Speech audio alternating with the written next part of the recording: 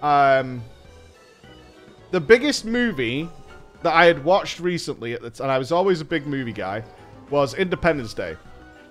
And the opening song of Independence Day is R.E.M's It's the End of the World as We Know It. I don't like R.E.M. particularly, don't mind them, but it's not exactly something I crack on in the car every now and again, right? But that was the song that was currently in my head. And I couldn't think of anything to test the microphone with.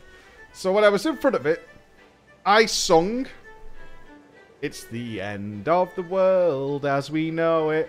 It's the end of the world as we know it. Like that. That's what I did, okay? So, I obviously saved it and then played it back. Glory be, it worked. The microphone was fine. I now had a microphone. Fantastic. We're all happy. We're all wonderful people. What I did not do was delete the file. 3 years later, and I mean this, 3 years later, it was school project time for your GCSE final test, and the coursework we had been set in history was a group project amongst 5 of us about the World War II. So, for putting the project together on its last legs, as I had all the technology, which included, by the way, a printer. Think about it. I'm kind of the guy you want to know. Not only did I have a Nintendo 64 and a PC and a printer, I was kind of a big deal amongst my school. Yeah? I invited the 4 other members of my project. We're all now 16 and we're all now very cool because we have been flooded with testosterone and started to sprout pineapples of pubic hair, etc., etc. And we're now into sex. And we think about sex. So we're very greasy and spotty and all that kind of shit. So I invite the the remaining members of my team over. We divide up into groups. Me and one friend are going to be downstairs ordering the project, so it's in the right order. Another friend is downstairs with us doing all the pictures and stuff and cutting them out so we could put them into the project effectively because you had to cut them out and print stick them onto the page, etc., etc. The 2 other guys were upstairs printing out the work for us to then order, right? We had a good system going. I look up from what I'm doing and I see I'm the only one in the room, in my home living room. I'm the only one there. So I go upstairs. And my 4 friends are in my room. One of them is sat at the PC. One of them is on the N64. And the other 2 are sat on the bed. And they're all in absolute hysterics. And I remember the turn. I remember the turn of the chair. It was like this. And they were all laughing. And I'm like, what's going on, dudes? And then he just hit play. And I had some really cool, I imagine they might have been something like 12 to 16 watts of pure power speakers.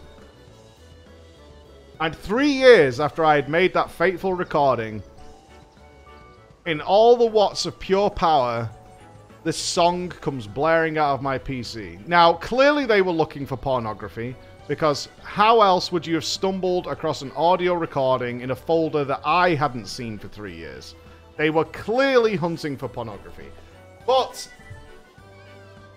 at the time, all I heard was that voice come sailing through the air, and dies of cringe is not even good enough. And the amount of questions I got until the remainder of the school year, which thankfully was probably about a month or so, as to, why REM? Can we download it and bring it to school? Can we play it for people? Why? Why did you do that? And I was like, trying to play it off like, this is a cool song, and I was like, I wasn't being honest. It's like, yeah, you know, it's a cool song, you know. It's pretty cool, and it's from Independence Day. That's a badass movie, you know what I mean? Like, I think chicks will really dig it when they hear my cool singing voice. You know what I mean?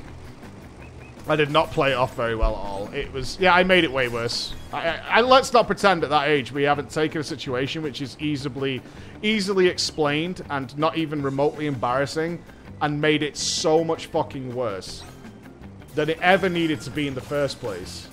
Because we were desperately trying to be so cool. So cool. And weren't. At all. In any way. Like, we've all done it. It's so bad. But, thankfully, we can look back and laugh now. Not that I laugh about it. It actually still haunts my dreams when I see my friend in that chair turn towards me and just hit that play button.